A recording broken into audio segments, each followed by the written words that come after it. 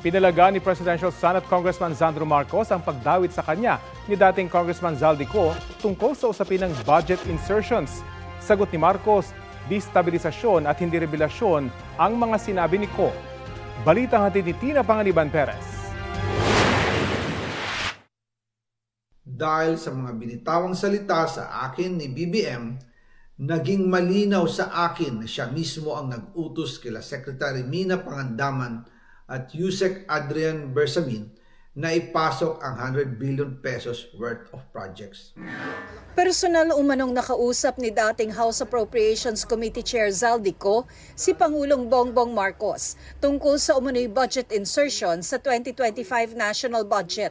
Sabi ni Ko sa bagong video, si DOJ Undersecretary Jojo Cadiz ang nag-ayos ng kanilang pulong noong Marso. Si Yusek Jojo Cadiz ang nag-ayos ng aming meeting noong March 2025 sa 1201 Aguado Street, tapat ng Malacanang, Gate 4. Pero sa halip na kumalma ang Pangulo, lalos lang siyang nagalit. Sa halip na itanggi o linawin niya ang tungkol sa 100 billion insertion, pinagsabihan niya kami ni dating Speaker Romualdez at sa akin mismo, diretsahan niyang sinabi, "Huwag mo akong pigilan sa mga insertions ko. Huwag ka nang makialam sa budget." Bukod sa 100 billion pesos, humirit pa raw ang Pangulo ng dagdag na 50 billion pesos na halaga ng mga proyekto. Kinausap ako ni Yusek Jojo Cadiz at nagsabi na ipinapa-insert ng mga projects ang Pangulo na worth 50 billion pesos. And sinabi ko kay Yusek Jojo na meron ng instruction kay Secretary Mina Pangandaman at Yusek Adrian Bersamin about the 100 billion pesos insertion. And sabi niya, kakausapin niya ang Pangulo na kung pwede, doon na lang i-charge ang gusto niya ng 50 billion pesos na insertion. Ngunit ang sagot ng Pangulo, humingi ka ng bago or dagdag na insertions. Doon po nakita at naramdaman na hindi pwedeng sabihin ng Pangulo na wala siyang alam sa mga nangyayari. Kasi mismo siya ang nagbibigay ng utos.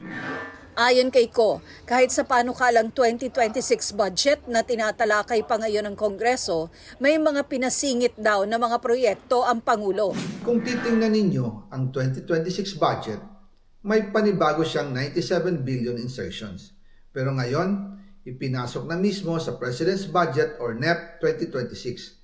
Yan po ang kinumpirma ni Secretary Manny Bunoan na may instructions ang Pangulo na magpasok ng 100 billion ulit sa President's Budget, kaya wala na siyang pwedeng ipamigay. Ito ay nalaman ko noong May 2025 sa meeting namin kasama si dating Speaker Romualdez. Idinawit din ni Ko si Presidential Son at House Majority Leader Sandro Marcos sa budget insertions. Pati po si Congressman Sandro Marcos, meron din pong pinapasok taon-taon. Noong 2023, may 9.636 billion pesos. Noong 2024, 20.174 billion pesos. At nitong 2025, 21.127 billion pesos. Lahat-lahat, ang kabuuan ay 50.938 billion pesos. Kasabay niyan ang paglalabas ni Ko ng umano'y listahan ng mga insertion ng nakababatang Marcos. Nalaman ko na lang sa mga contractor na galit siya sa akin noong pinag-uusapan na ang 2025 GAA budget. Ang sabi daw niya, ipatatagal ako at magpa-file ng maraming kaso laban sa akin.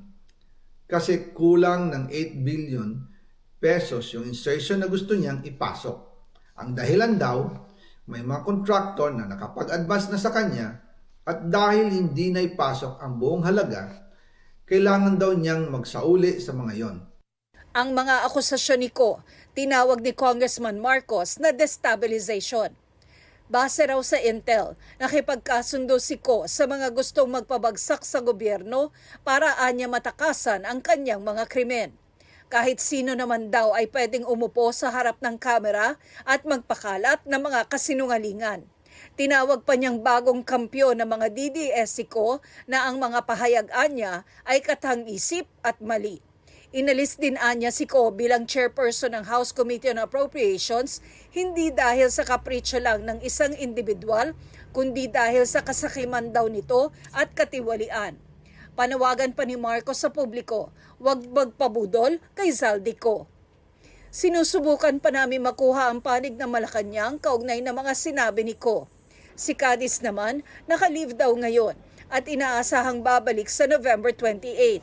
Dalawa po kami na hindi na-assignan to interview any of the witnesses. Hindi visible sa akin yung mga evidence being gathered, yung testimonies ng potential witnesses, similarly with Yusek Cadiz.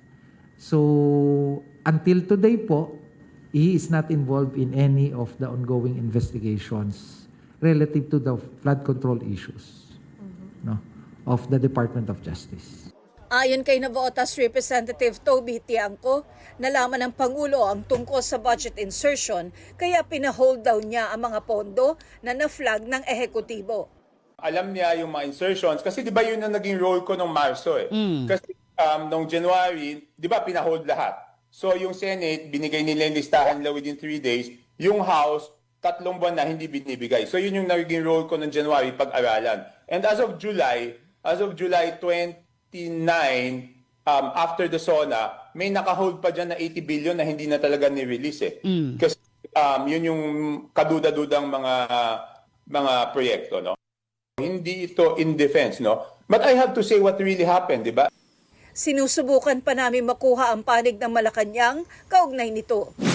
Sa gitna ng mga isyu sa pondo, naghain ng Makabayan Block ng resolusyon para paimbestigahan sa Kamara ang mga pahayag din ako at dating DPWH Undersecretary Roberto Bernardo. Tina Panganiban Perez, nagbabalita para sa GMA Integrated News.